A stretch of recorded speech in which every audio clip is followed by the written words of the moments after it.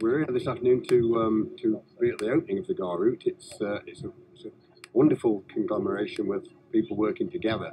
It took many years to get everyone on board with it, and it's fantastic news. The Gedling Access Road is a £40 million single carriageway that will alleviate traffic from the Gedling Village area of Nottingham.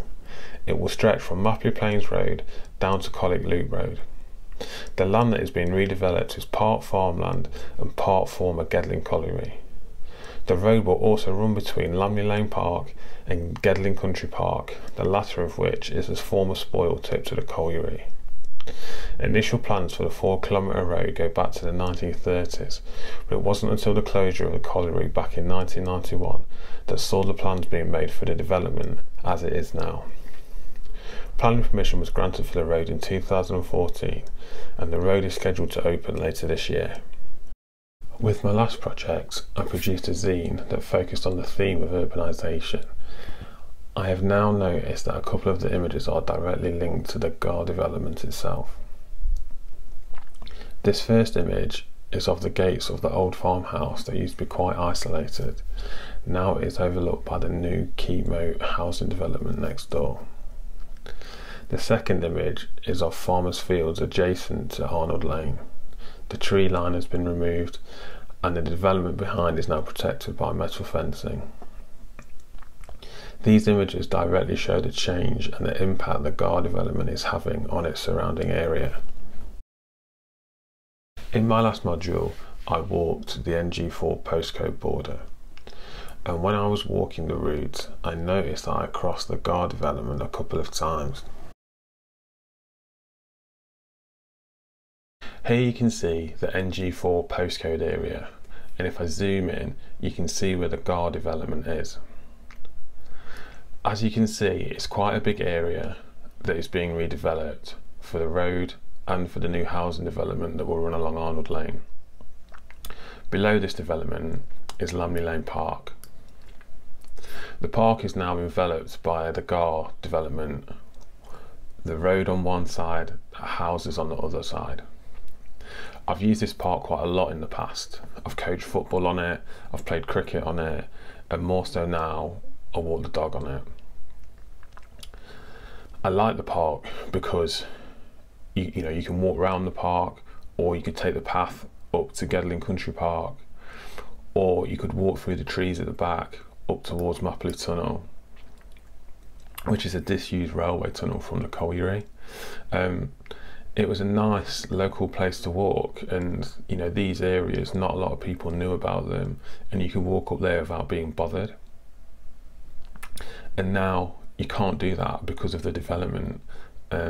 Future generations won't be able to use the area like I did, and I think these edgeland areas are important. They are places that are undervalued and overlooked, but they can be places of serenity from the everyday.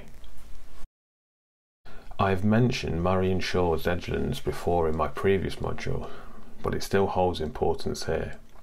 Shaw posits that for most of us, most of the time, this mysterious no man's land passes unnoticed. In our imaginations, as opposed to our actual lives, it barely exists.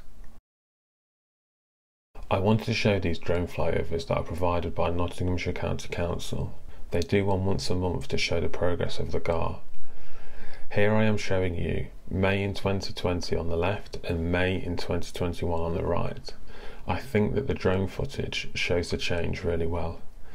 It also makes you feel ashamed of what is happening, how lush and green the fields were, how tranquil some of these Edlands areas were. The footage that shows you the progress of the development also shows you the cost. What is being lost in the Edgeland areas of the NG4 area of Nottingham. A peer suggested that I take a look at Stephen McCoy's work with housing estates from the 1980s. This book's simple title, The Edges, really stood out to me alongside its subject matter. I like the juxtaposition of everyday houses against the rough terrain of the sand dunes. These homogenised houses now dominate the landscape, with the dunes disappearing, and in some cases quite abruptly. and it's the idea of the Edlands changing that I can relate to in my practice. With Cartagena's work, A Small Guide to Home Ownership, he has gone further than just capturing landscapes of his native Monterrey, Mexico.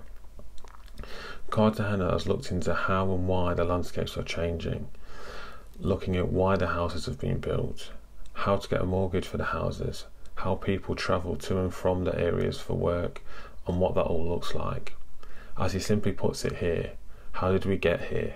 You know, how did the government fall into this idea of urban development and suburbanization?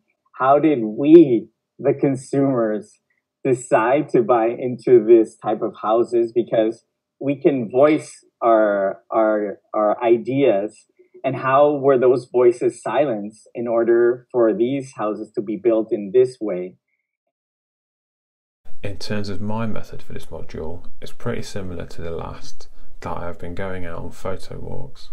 I've been taking walks to areas where I could see the road and places where I knew I could get different kinds of shots from. I also managed to get onto the road itself. However, I have not included these images in my work in progress. I don't think that they are needed, and I feel like I've cheated by getting onto the road, so that's why I've not put them in. But I have included some shots that I wouldn't normally include. The reason I have is because they show the subject in this environment really well, and I think this helps with the storytelling. I have decided to show my practice in the form of a zine. I wanted it to sit with my work from the previous module so that they could be presented in form of a set. Furthermore, I've decided to design it similarly so that it has the same feel as the zine from the previous project.